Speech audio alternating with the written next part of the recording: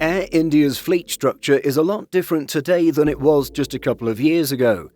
Several of its planes, both wide-body and narrow-body, had been gathering dust at airports because the company didn't have enough funds to get the parts needed to fly them again. But things have changed over the past few years, and this transformation is something we'll examine in today's video. With new owner Tata in the picture, the funding issue for the airline has been eased and stored planes were swiftly given a new lease on life. But the airline's CEO recently discussed just how much was required to make the airline's grounded Dreamliners airworthy again.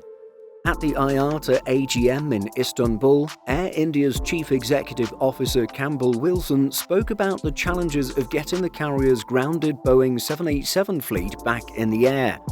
His answer was in response to a question about the current supply chain issues, and he explained how many spare parts were required to make Air India's several 787s airworthy again.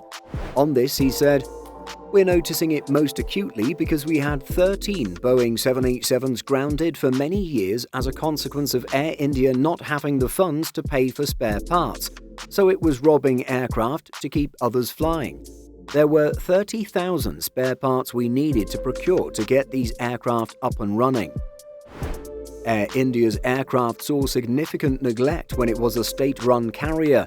Mounting debt and poor finances meant that its network was affected due to its grounded fleet. The planes that were flying also had substandard cabins, with passengers often complaining of poor in-flight experience, especially on long-haul flights. But it looks like all of that is changing now.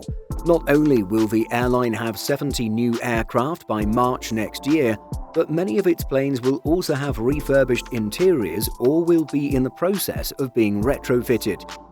In fact, Air India has set aside $400 million to improve the structural conditions of its planes, and the older aircraft will have their interiors completely removed and replaced with new ones. The plan is that by mid-2025, all of Air India's twin-aisle planes will offer new cabins with onboard Wi-Fi. The airline's CEO wants to bring more of the airline's maintenance activities under its own control. The carrier reached an agreement to set up a new engineering warehouse near Delhi's Indira Gandhi International Airport and is keen on acquiring the government-owned Air India Engineering Services Limited. Industry sources say that a majority of Air India's engineering needs are fulfilled by this firm, and acquiring the MRO company as part of developing Air India's in-house engineering capabilities seems like a good idea. What do you think of Air India's action on getting its stored aircraft back to serviceable condition?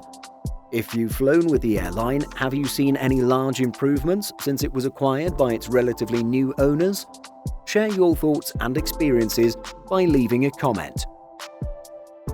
In addition to our daily YouTube videos, Simple Flying publishes over 150 articles every week. If you're looking for the latest aviation news and insights, visit simpleflying.com.